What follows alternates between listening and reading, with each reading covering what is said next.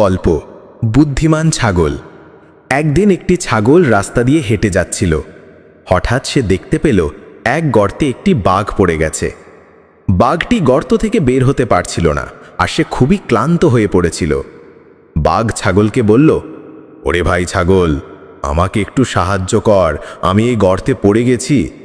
ছাগল একটু ভেবে বলল, তুমি তো বাঘ, আমি তোমাকে উঠতে সাহায্য করলে তুমি আমাকে খেয়ে ফেলবে। বাঘ বলল, না না ভাই, আমি কথা দিচ্ছি তোমার কোনো ক্ষতি করব না, আমি শুধু এখান থেকে বের হতে চাই। ছাগল হেসে বলল, ঠিক আছে, তবে আগে আমাকে লিখিত দিয়ে দাও যে তুমি আমাকে খাবে না।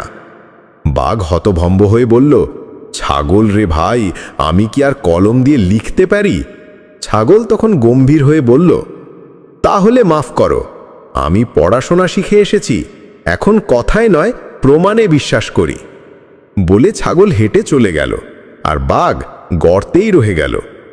গল্পের শিক্ষা, অতি ভরসা করো না, আর নিজের বুদ্ধি কাজে লাগাতে শেখো।